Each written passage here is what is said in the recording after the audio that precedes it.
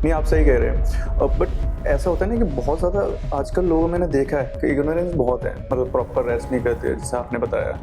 And एक pain killer लेके सोचते हैं कि पेन ठीक हो गया तो वो इंजरी भी चली गई। अब बैड पोस्चर में सोने की वजह से कभी कभी नेक की पेन भी लगता है शोल्डर में आता है। हाँ, ये भी मैंने हाँ। एक्सपीरियंस किया है। हाँ। जैसे सॉकर में ऑयल होता है, तो उसी टाइप से डिस्क के अंदर में एक लिक्विड होती है जिसको न्यूक्लियस पल्पोसिस बोलते हैं, जो शॉक एब्जॉर्बर का काम करती है। इसमें तो ज़्यादा ध्यान रखना पड़ता होगा। बिल्कुल ध्यान रखना है। अगर आपकी नर्व की इंजरी हो गई, देखो मसल्स बोन हीलिंग तो हो जाती है, लेकिन नर्व की हीलिंग नहीं होती। हेलो दोस्तों, स्वागत है द वाइट कोट टॉक्स में, जहां हम बात करते हैं हेल्थ केयर इश्यूज के बारे में। ऐसा ही एक टॉपिक है back pain, neck pain and sports injury. मेरा नाम अनुज है और हमारे साथ हैं एक highly experience orthopaedic and chiropractics doctor Ghulam Sarwar. So welcome doctor the white coat talks में। Thank you Anuj. First of all मेरा नाम डॉक्टर गुलाम सरवर, मैं फिजियोथेरेपिस्ट एंड कायरोप्रैक्टर। 2008 अगस्त से मैं प्रैक्टिस कर रहा हूँ। अभी लगभग 17-18 ईयर के करीब में मेरा प्रैक्टिस करते हुए हो गया। 2014 के बाद में जब हमने मास्टर्स किया था ऑर्थो से, देन उसके बाद कायरोप्रैक्टिक की प्रैक्टिस कर रहा हूँ। अभी अगर आप मुझे स्पाइनल कॉर्ड इंजरी से ले लोगे, 2009 से मैंने स्पाइनल कॉर्ड इंजरी में प्रैक्टिस किया, ठीक है। 2012 तक न्यूरो के केसेस हमने, जब तक मैंने नॉर्मल फिजियोथेरेपी किया हुआ था तब तक मैंने क्या कहते हैं जो केसेस देखे हैं वो न्यूरो के सबसे ज़्यादा केसेस देखे हैं। जैसे स्पाइनल कॉर्ड इंजरी हो गया, स्ट्रोक के पेशेंट हो गए, ठीक है, और पैराप्लीजिया, हीमीप्लीजिया, ये सारी चीज़ें केसेस हमने देखे हैं। तो हमारे पास में जो ये कमिश्नर है कस्टम डिपार्टमेंट में, प्रभजीत सिंह गुलाटी, उसको मैंने ही ठीक किया है। सो सर, जैसे आपने बताया स्पोर्ट्स इंजरी के बारे में, बैक पेन, नेक पेन के बारे में, तो फर्स्ट ऑफ ऑल हम चलते हैं बैक पेन के ऊपर। सो सर, जैसे बैक पेन आजकल लोग डेस्क जॉब करते हैं या वर्कआउट करते हैं जिम में जाके, तो काफ़ी लोगों को बैक पेन होना स्टार्ट हो जाता है। और ये क्यों होने लगता है, मतलब क्या रीज़न है? बैठने की वजह से? लॉन्ग सिटिंग जो होती है, लॉन्ग आवर्स हो गए, आजकल की जो ऑफिस आवर्स है वो लॉन्ग होती है। ओके। लॉन्ग होने की वजह से लॉन्ग सिटिंग होती है, लोग एक ही जगह चेयर पे लंबे टाइम तक बैठ के रहते हैं। पानी भी टेबल में मंगा लिया, पानी भी वहीं बैठ के, उठते नहीं, तो सर्कुलेशन कम हो पाता है। पोस्चर सही से नहीं होने की वजह से डिजेनरेशन जल्दी हो जाती है। ब्लड सर्कुलेशन नहीं होगा तो डिजेनरेशन होगा ही होगा। उसके वजह से धीरे धीरे लंबे टाइम के बाद पोस्चर खराब होने लगती है। कुछ लोगों को पीआईवीडी हो जाता है, नसें दबने लगती है, कुछ लोगों के तो पैर भी काम करना बंद कर देता है, कंटिन्यूसली पेन होने लगती है पैरों में, किसी के राइट में, किसी के लेफ्ट में, वेरी करता है जो कौन से साइड की नर्व दब रही है। तो आज के केसेस में चाहे तो लॉन्ग सिटिंग करते हैं या फिर बहुत ज़्यादा टाइम एक्सपेंड करते हैं लोग जाके जिम में। गलत तरीके से जिम कर लेते हैं, गलत तरीके से एक्सरसाइज करना। किसी के गर्दन में पीआईवीडी हो जाता है, गर्दन की नस दब गई, नेक की मूवमेंट रिस्ट्रिक्टेड हो जाती है, किसी की कमर की डिस्क बाहर निकल जाती है जिसको पीआईवीडी बोलते हैं। तो मेरे हिसाब से तो प्रॉपर तरीके से ट्रेनिंग के साथ जिम करना चाहिए। और अगर आप एथलेटिक्स नहीं हो, ठीक है, फिटनेस रहने के लिए कर रहे हो जिम, तो थोड़ा ग्रेजुअली जो एंड्योरेंस बढ़ा रहे हो, वेट धीरे धीरे बढ़ाया करो। एकदम से एक नहीं, जो आज 5 किलो की वेट मान लिया तो कल जाके 10 केजी मार लिया। तो ये भी काफी मेजर प्रॉब्लम रहती है कि लोग ज्यादातर के जोश में ज्यादा वेट उठाना स्टार्ट कर देते हैं। बिल्कुल, एक दूसरे को देख के जो वेट ज्यादा ले, वो काफी टाइम से कर रहे हैं, आप अभी आए हो तो अभी आप उसके हिसाब से वेट लिया करो। एकदम से हाई ले लेते हो। ज्यादातर स्पोर्ट इंजरी जो आजकल आते हैं जिम से, वो आते हैं सुप्रास्पाइनस, जैसे शोल्डर की इंजरी, रोटेटर कफ टियर हो गया, सुप्रास्पाइनस मसल सबसे ज्यादा टियर होती है। टेनिस एल्बो कर लिया, ओवर रिपीटेड एक्सरसाइज करने अब अगर आप 5 बार आज कर रहे हो तो कल 6 बार करो, नहीं रिपीटेड कर रहे हो तो टेनिस एल्बो हो रहे। सुप्रास्पाइनस के कॉमन होते हैं, जैसे स्पोर्ट वाले प्लेयर आते हैं, क्रिकेट वाले। एक हमारे पास में दीप्ति ध्यानी है, रेलवे में वो कोच है, पहले तो क्रिकेट रेलवे में जॉब करती हैं और क्रिकेटर भी हैं, द्वारका ही में रहती हैं। काफ़ी टाइम से उसके टीम में जो भी इंजरी होता है तो वो तो हमारे पास ही आती हैं। उनके नेक में और शोल्डर में काफ़ी प्रॉब्लम रहती है। तो वो ओवर यूज के वजह से उनके शोल्डर में डिजेनरेशन डेवलप हो गया, जैसे टेनोसिस डेवलप हो गया। सुप्रास्पाइनस जो है उसका हॉल तो छोटा ही होता है। रिपीटेड जो एक्सरसाइज करने की वजह से सुप्रास्पाइनस मसल्स थोड़ी सी पतली हो गई तो शोल्डर में पावर तो इसके लिए शोल्डर की स्ट्रेंथनिंग एक्सरसाइजेस काफी टाइम तक कराई है मैंने, तो वो ठीक हो गई हैं अभी। ओके। तो जैसे ज्यादातर लोग क्या है कि एक पेन किलर ले लेते हैं, ठीक है, जब पेन होता है तो, ठीक है, या बहुत ज्यादा इग्नोरेंस दिखाते हैं। नहीं, पेन किलर लेना बुरी बात नहीं है, पेन किलर आप लेना चाहो तो ले सकते हो, लेकिन पेन किलर लेने के बाद आप रेस्ट क्यों नहीं देते हो? अगर आपको पेन किलर से पेन कम हो गया उसके बाद तो प्रॉपर हीलिंग के लिए आपको टाइम देना। कोई भी सॉफ्ट टिश्यू इंजरी अगर होगी तो 2 से 3 हफ्ते तो लगेंगे ना हील होने में। ओके। पेन किलर ले लोगे, पेन कम हो जाएगा, उसके बाद अगर आप रिहैब नहीं करोगे उसका तो इंजरी फिर रिपीटेड होगा। तो उसी की वजह से होता है कि आप इंजरी बार बार होने की वजह से मसल्स में पावर कम होने लगती है। पेन किलर लो, पेन किलर लेते हो अब, क्योंकि अनबियरेबल पेन होगा तो अब क्या करोगे? पेन किलर ले लिया। पेन किलर नहीं लेना चाहते हो, आइसिंग करोगे तो भी पेन कम हो जाएगा। पेन कम करना बहुत बड़ा मोटिव नहीं है, पेन कम हो जाएगा, लेकिन वो दोबारा ना आए उसके लिए रेस्ट तो दोगे ना।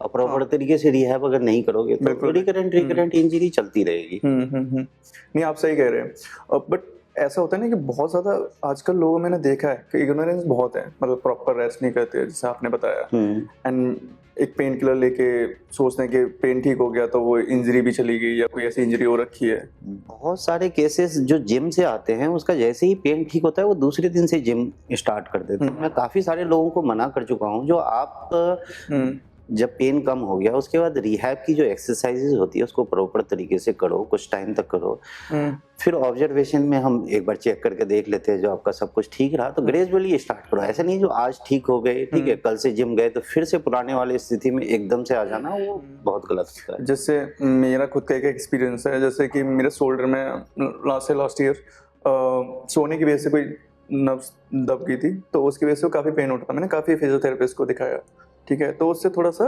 रिलीफ भी हुआ। बट अभी क्या है, बीच बीच में पेन आना स्टार्ट हो जाता है।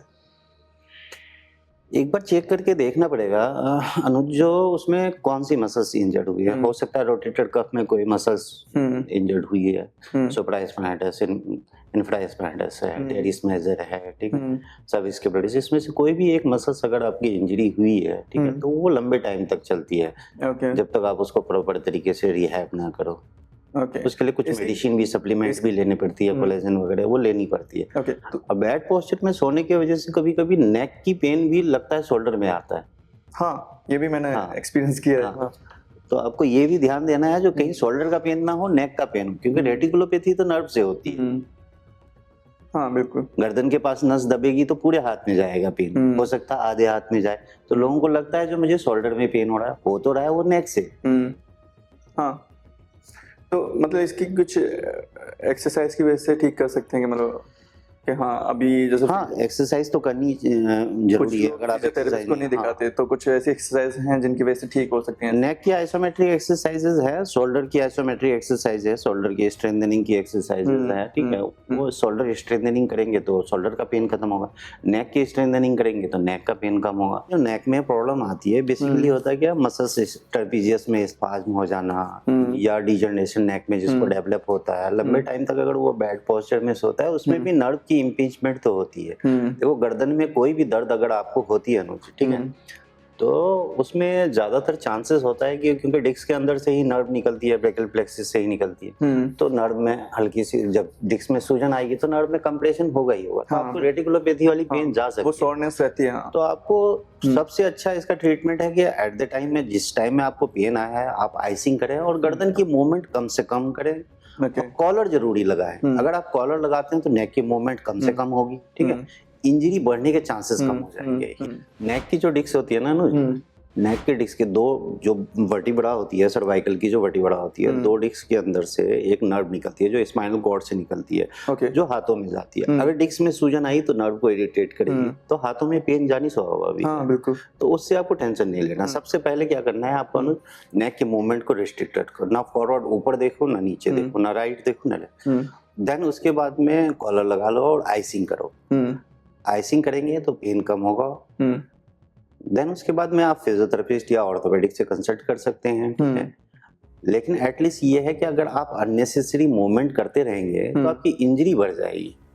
आपको तो नहीं पता है हुआ क्या है। ज्यादा टाइम तक होल्ड नहीं रख सकते ना गर्दन को। तभी तो आपको मैंने बोला जो कॉलर यूज कर लो। अगर आप कॉलर यूज कर ले तो नेक की मूवमेंट नहीं हो रही है, आइसिंग कर लो। तब तक डॉक्टर के पास जाने के लिए आपको टाइम तो है।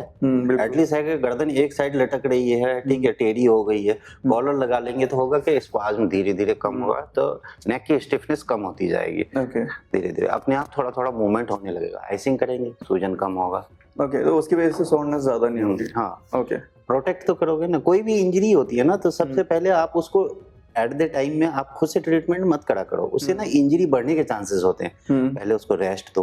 ओके। रेस्ट दोगे, देन डायग्नोसिस करके देखेंगे हुआ क्या, तब ट्रीटमेंट। आपका नेक टेढ़ा हो गया, आप ट्रीटमेंट करने लग गए, तो होता क्या है, डिस्क की इंजरी और ज्यादा बढ़ जाएगी। लोग तो हमारे पास में जो डिस्क की लेयरें होती है, 1 लेयर, 2 लेयर, 3 लेयर, 3 लेयर, प्रोट्रूडेशन होता है, एक्सट्रूडेशन होता है। पहला लेयर जो है बल्ज होता है, बल्ज में अगर सूजन आ गया तो वो ज्यादा से ज्यादा 1 हफ्ते में खत्म हो गया। सेकंड डिग्री टीयर आ गया तो नर्व में कंप्रेशन ज्यादा होती है, जिसको प्रोट्रूडेशन बोलते हैं। और 3rd डिग्री में तो बिल्कुल डिस्क पूरा बाहर ही नहीं, जो डिस्क होती है जैसे सॉकर में ऑयल होता है, तो उसी टाइप से डिस्क के अंदर में एक लिक्विड होती है जिसको न्यूक्लियस पल्पोसिस बोलते हैं, जो शॉक एब्जॉर्बर का काम करती है। उसी के वजह से इंजरी प्रोटेक्ट होती है। अगर इंजरी हो गई, ठीक है, तो कभी कभी अगर लास्ट सिक्वेस्टर में हो गया, टीयर हो गई डिस्क, तो पूरी लिक्विड बाहर आ जाएगी, तो दोनों बोन के बीच का स्पेस कम हो जाएगा। तो आपको ध्यान ये रखना है कि मूवमेंट ना करें, उस टाइम में नर्व की इंजरी के भी चांसेस बढ़ जाते हैं। इसमें तो ज्यादा ध्यान रखना पड़ता होगा। बिल्कुल ध्यान रखना है। अगर आपकी नर्व की इंजरी हो गई, देखो मसल्स, बोन हीलिंग तो हो जाती है, लेकिन नर्व की हीलिंग नहीं होती। अगर आपकी नर्व डैमेज हो गई, देखो थोड़ी बहुत अगर सूजन आ गई नर्व में तो ज्यादा थोड़ी सी पेन आएगी, लेकिन हाथ तो काम करेगा। अगर नर्व इंजरी हो गई, ब्रैकियल प्लेक्सिस में अगर कोई भी नर्व एक बार इंजर्ड हो गई, तो आपके हाथ की मूवमेंट खत्म हो जाएगी, हाथ में पावर ही कम हो जाएगा। ओके। तो ये बहुत ध्यान रखने वाली बात है। ओके। सो सर, जैसे आपने बताया कि काफ़ी चीज़ों का ध्यान रखना चाहिए, बट मुझे नहीं लगता कि अब आजकल तो लोग बिल्कुल ही ध्यान नहीं रखते। मतलब पेन उठा, ठीक है, इग्नोर कर देते हैं। इतनी इग्नोरेंस दिखाते हैं काफ़ी लोग। देखो हर घर में ना इतने सारे डॉक्टर्स होते हैं, जैसे किसी को कुछ हो गया वो बताएगा ये कर लो, वो बताएगा ये कर लो, वो तो एक्सपेरिमेंट चलने लग जाता है। ओके। तो ये एक्सपेरिमेंट जो चलता है उसी की वजह से इंजरी बढ़ती जाती है। ठीक है, यहाँ से खींच लो, वहां से बैठा दो, ऐसे कर लो, मालिश कर लो, तो उससे मतलब इग्नोरेंस तो वहीं से स्टार्ट होता है। अब जो होता है क्या, लोग जो पुराने जमाने के जो ट्रीटमेंट चलता आ रहा है, घर पे ही ट्रीटमेंट, ठीक है, वो ट्रीटमेंट ठीक है, लेकिन आपको सबसे पहले रेस्ट देना है। ठीक है, अगर रेस्ट नहीं देंगे उसके हिसाब से घर के बताए हुए नुस्खे पे अगर आप ट्रीटमेंट करते हैं तो इंजरी बढ़ने के चांसेस होते हैं। अब नेक का ही ले लेते हैं, नेक में इंजरी हो गई, ठीक है, अब अगर नेक की मूवमेंट करते रहोगे, अगर स्पाइनल कॉर्ड इंजरी हो गया तो क्या करोगे?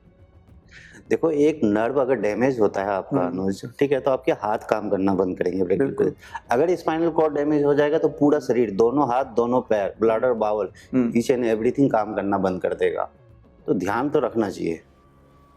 नहीं, बिल्कुल आप सही कह रहे हैं, बट लोगों में इतनी अवेयरनेस, मुझे लगता है कि या तो लोग ध्यान इसलिए नहीं देते पेन को लेके कि उन्हें लगता है कि पेन है, ठीक है, ठीक हो जाएगा। बट मुझे ऐसा लगता है कि अगर बॉडी में कहीं पेन उठ रहा है तो बॉडी आपको सिग्नल दे रही है कि आप कोई बॉडी में प्रॉब्लम है। हाँ बिल्कुल, अगर आपको कहीं भी पेन हो रहा है तो इसका ये मतलब है कि जो ऐसे ही फॉल्स पेन तो होता नहीं है, ठीक है, कुछ ना कुछ तो है। कभी कभी क्या है, जो वर्टिब्रा होती है नेक की, इसकी अलाइनमेंट भी करनी पड़ती है। ठीक है, अलाइनमेंट करनी पड़ती है, जिसके वजह से स्टिफनेस ब्रेक डाउन हो जाता है, जो नसें दबती है वो खुल जाते हैं। ठीक है, मेरा तो सबसे ज़्यादा ये रहेगा कि लोगों को, जो लोग अपने हिसाब से ट्रीटमेंट ना करें। अगर आपको पता नहीं है, अगर आपको पता है तो आप कर सकते हैं, अगर आपको पता नहीं है उसके बारे में तो खुद से ट्रीटमेंट ना करें, उससे इंजरी बढ़ने के चांसेस होते हैं।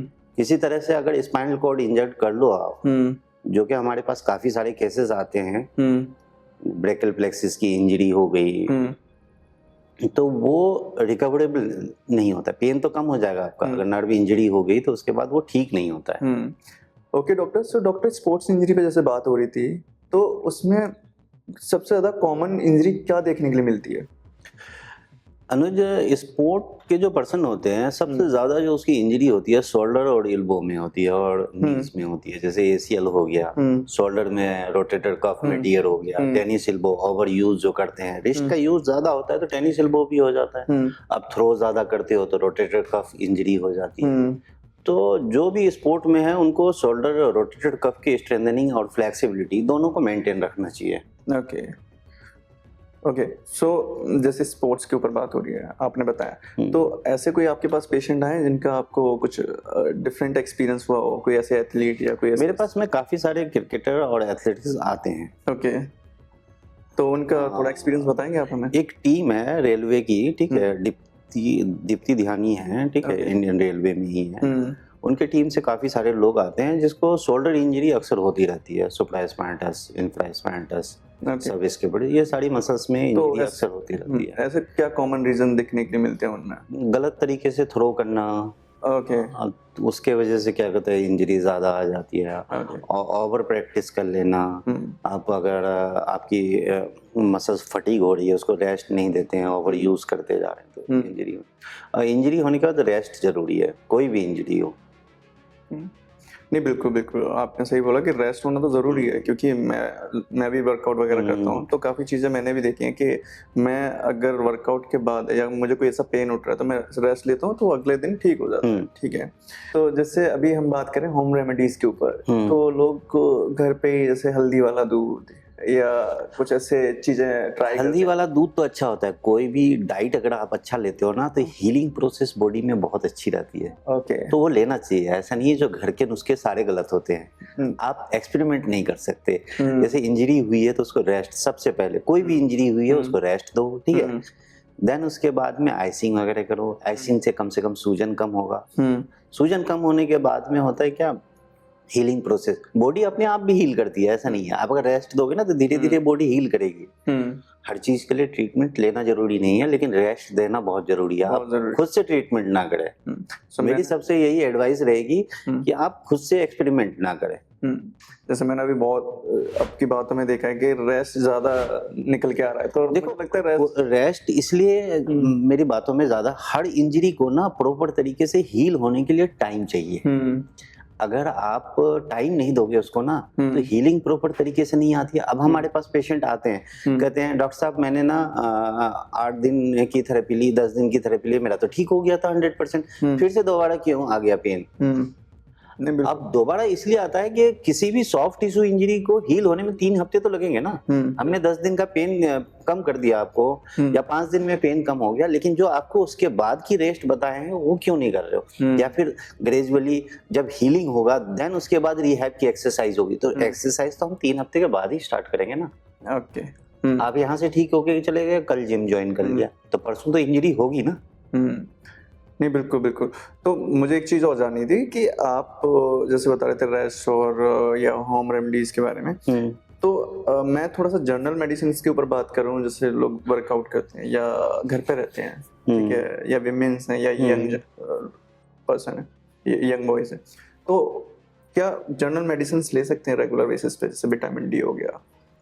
देखो इंडिया में तो विटामिन डी की डिफिशियंसी काफ़ी सारे लोगों को मिलती है। विटामिन डी बीच बीच में लेते रहना चाहिए, on end of. Okay, continuously नहीं लेनी है, कम से कम 8 दिन, 10 दिन, 15 दिन, पर्सन टू पर्सन वेरी करता है जो कब लेना है। अगर आप 1 महीने में 4 बार ले लिए, फिर कुछ दिन के लिए गैप दे दिए, फिर ले लिए। सनलाइट में कम जाना होता है, ज़्यादातर लोग ऑफिस में रहते हैं, तो आपको कोशिश ये करना चाहिए कि हफ्ते में 1 बार करके मेंटेन कर लो 2 महीने, देन उसके बाद 15 दिन में, फिर 1 महीने में, बीच बीच में लेते रहो। विटामिन डी और B12 ये बीच बीच में लेते रहना चाहिए सबको। सो डॉक्टर, जैसे जिम के दौरान या किसी वजह से कोई बड़ी इंजरी हो गई है जो लगता है कि ऑर्थोपेडिक से ठीक करवाना चाहिए, ऑर्थोपेडिक से दिखाना चाहिए, तो क्या वो कायरो से ठीक हो सकती है?